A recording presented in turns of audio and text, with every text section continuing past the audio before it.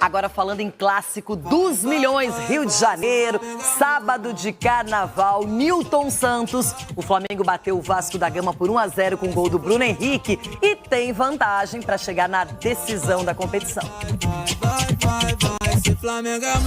O clima quente de antes da bola rolar pareceu ter contagiado jogadores diante de apenas 11 mil torcedores no estádio Nilton Santos. Logo no primeiro minuto, confusão depois de Lucas Piton fazer falta em Wesley. 2 minutos depois, foi a vez de Pulgar pegar Felipe Coutinho e mais empurra-empurra. O primeiro tempo foi muito mais brigado do que jogado. A prova disso foi o número de cartões amarelos, 4 para o Vasco e 2 para o Flamengo. Nessa entrada de Wesley em Verratti, os vascaínos pediram a expulsão do lateral.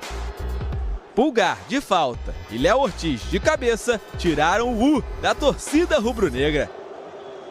Do outro lado, Jair e depois Ryan também levaram perigo de fora da área. Mas a melhor chance da etapa inicial foi aparecer já aos 42 minutos. Coutinho serviu Ryan, que invadiu a área e finalizou para a defesa de Rossi. No rebote, Léo Ortiz tirou em cima da linha. O Fla voltou melhor no segundo tempo. Léo Jardim evitou o que seria um gol olímpico de Arrascaeta. Plata ganhou de João Vitor e rolou para Luiz Araújo, que isolou. Na tentativa seguinte, Luiz Araújo acertou a trave, até que aos 21 minutos, Bruno Henrique tirou da marcação e arriscou de canhota para fazer esse golaço. Muito feliz, olhei o Jardim adiantado, não tinha nenhum marcador perto de mim e eu pude finalizar e fazer um belo gol. Bruno Henrique decidiu mais uma vez. Foi o 10º gol dele em 15 confrontos contra o Vasco, a vítima preferida do rei dos clássicos. Clássico, os grandes jogadores aparecem. Os jogos mais difíceis é onde se vê os melhores e os grandes jogadores. E o Bruno é um deles. Foram 2 lances que marcaram a partida. A expulsão do Wesley, que não aconteceu, e o gol do Bruno Henrique, que chuta mal e faz o gol. Valeu. O Vasco teve a chance de empatar no último lance do jogo. Paier cruzou e João Vitor cabeceou para a defesa de Rossi. Não é a primeira vez que acontece, algo que eu tenho que trabalhar muito o mental desse time.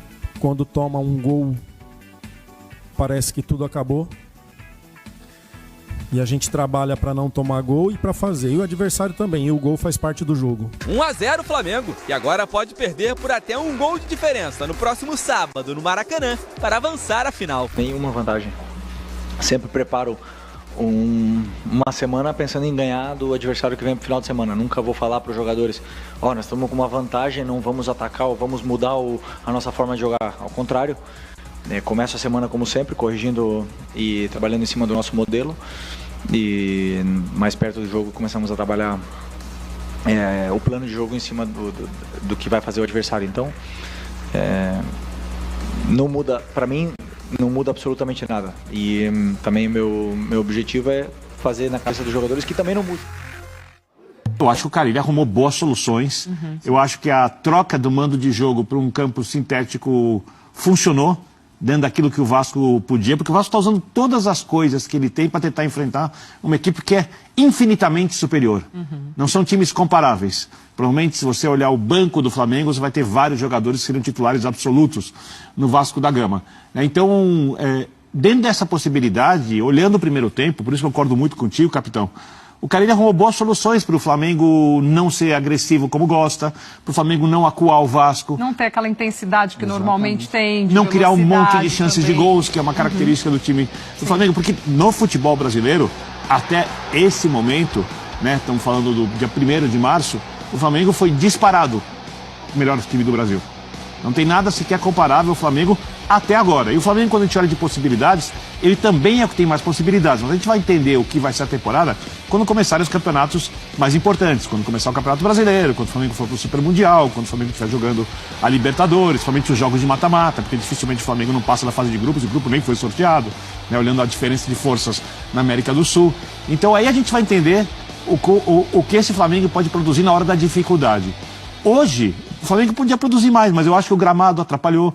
Eu acho que o fato de deixar esse jogo mais pegado é bom pro Vasco. Porque o Vasco, o vascaíno, sabe que O objetivo dessa temporada é resolver as questões financeiras do clube, ou diminuir os problemas, cuidar das questões jurídicas, a recuperação judicial, né? Ver o que acontece, se essa SAF fica, não fica, como é que vai, quem vai ser o dono da SAF, e continuar na primeira divisão do futebol brasileiro. É o maior clássico do futebol brasileiro, talvez do mundo. Liga com a Raíza, ela que acha que Pra é o mim, Fla-Flu. pra mim é a maior rivalidade do mundo, cara. Do mundo? É, o torcedor. E o Grenal é o quê nesse mundo Você aí? pode, Tá em qual cara, mundo, o torcedor, não, o torcedor do Vasco.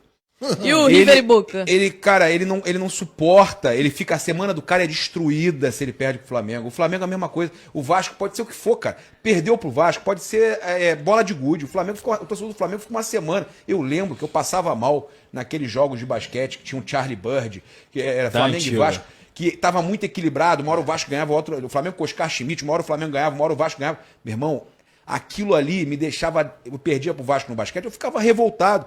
Essa rivalidade não tem igual. Tinha porradaria, desculpa, mas tinha porradaria na arquibancada do Maracanãzinho.